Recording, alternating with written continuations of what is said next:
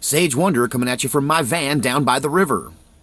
So I think everybody has stories in their lives that sometimes just seem too strange to be true. I think I have like a ridiculous number of those kind of stories in my life, and I think that's probably why you guys are watching, because I am kind of some weird Forrest Gump character in the life that I've lived. And in this weird life, there's been these synchronicities, these moments of serendipity, these moments of fate that are so odd that they're just mind-boggling sometimes. But I'm going to share with you my turbulent teen years. I haven't talked much at all about my teen years on this channel. And what I was a very controlled preacher's kid who was very much indoctrinated in religion, and corporal punishment and guilt were used to control me. And on the outward appearance, I was the kind of kid that most everyone wanted their kid to be like. I was well disciplined, well behaved, articulate, well spoken, and talented. But, most of that was obtained through, corporal punishment and force and a lot of negative reinforcement. And so I went through a period of my life where I rebelled against that. And at first it was secret. So I had like a secret life where I went out and did what other wild kids did while at the same time pretending to be the church boy. And that transition period is kind of around a relationship that I had, maybe a first girlfriend to some degree. And we were both preachers' kids. And her father had come to our church and moved to our town following a job. And he had to give up his church and, do what he had to do to feed his family. And so he was attending our church. And she was the talented preacher's daughter who could play piano and sing. Thing is, I was a much better piano player than her, but she was a much better singer than I am. And I cannot use names because there's a chance this person might be watching this, video right now. So I have to be discreet. But you guys don't know who I am, so I feel comfortable telling this story. So, at any rate, we were this couple for a little while, and we never seemed to really connect romantically. Like, we really liked each other. We dug spending time together. I'd like to say she kind of put me in the friend zone because I always presented this really pristine image of this very disciplined young man who was straight-laced. I like to have fun, but to me, the idea of fun was fishing and telling funny jokes. We used to drive around a lot because I had a driver's license. I was just a little bit older than her. A few months. She would soon have her license.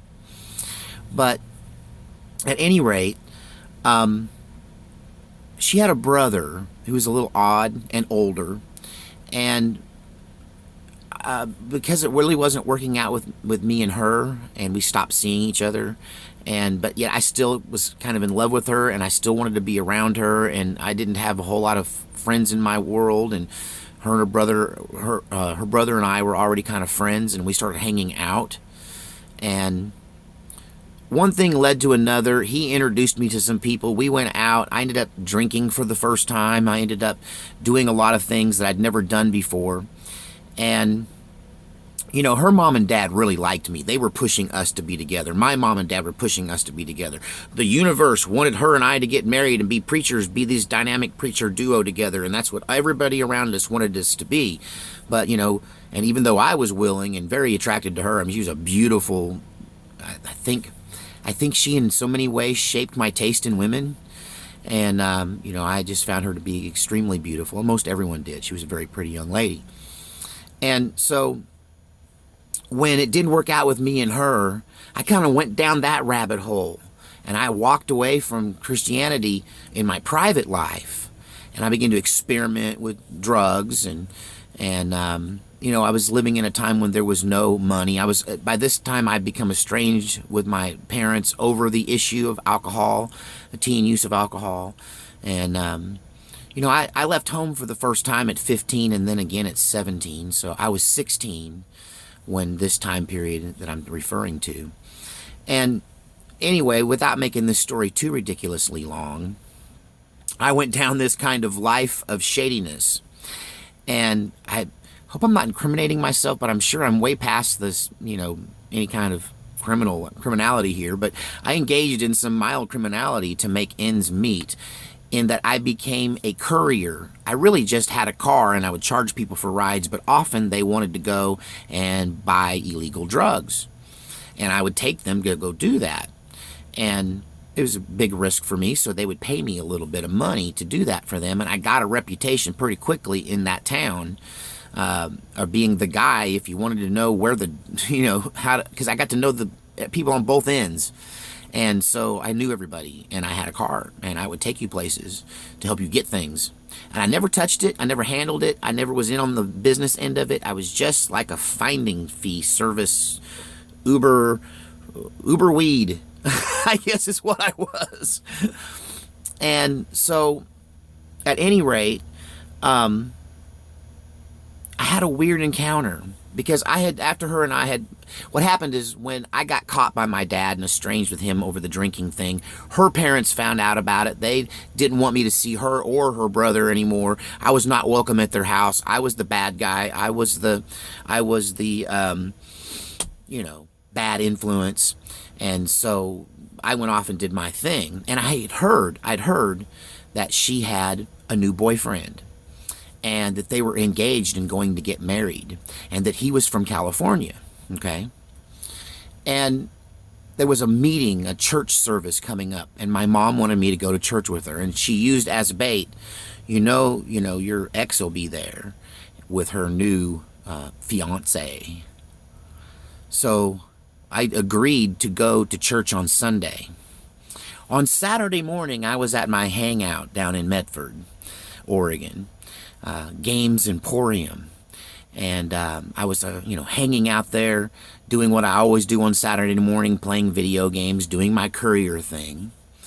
When the strangest thing happens, a kid comes up to me that I didn't think was any kind of big druggie, and he was kind of young, and he goes, "Hey, do you know where to get any heroin?" Well, nobody had asked me for heroin ever, Like, who did heroin? Nobody did heroin. Heroin? Really? Heroin? What is this, New York heroin? Nobody has heroin. This is before the widespread use of it, really, I think, especially in this state. But at any rate, I did know of a place, because it was a place where I would go if I couldn't find any other place that had pot. I would take people to this place that was ran by bikers when it was way out in the country. And, but anyway, I don't want to give too much details away there. But so I kind of knew that was also happening there, but I'd never been involved in any of that, and it kind of scared me. But I go to this kid, I'm like, "Who are you tangled up with? Like, you're hanging out with some weird people. Why are you asking me for this? This is not like you. What's going on?" He goes, "Well, there's this guy from out of town, and, well, come with me." So we go out in the parking lot, and I meet this mysterious stranger from California who's, looks different from us. He's dressed different from us. He talks different from us. He's a Southern California city boy. And he throws quite a bit of money at me to take him on this dangerous mission, and I do. And he obtains the thing he wants, apparently, and he does it in the back seat of my car. I was not really cool with that. I took some wrong turns in life. You guys are going to find out that you don't get this colorful in life. You didn't take some dark paths at some point or another.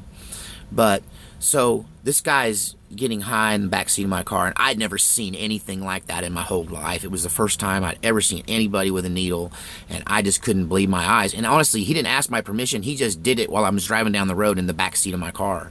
Me and my buddy were both like, "Is this happening?" In fact, I think this incident, more than anything else, made me stop doing that. Like, I stopped doing that right after this. I never did any of that. I never helped anybody find anything after that. That was it. That was the end of my big life of crime right then. And because the whole thing was just icky. And so I dropped this guy off at some, street corner somewhere, and he disappears, and I don't think anything more about it. That was Saturday morning. Sunday night finds me in church at this big meeting, and she's supposed to be there. Okay? And when I get there, this is when my mom says, "You know that she's pregnant, right? And that's why they're getting married." And I'm like, "No, I didn't know that. What do you mean?" Oh, yeah, no, she's starting to show pretty good now. I mean, like, she's like 5 or 6 months. Because it had been a long time since her and I had stopped seeing each other. About a year had passed.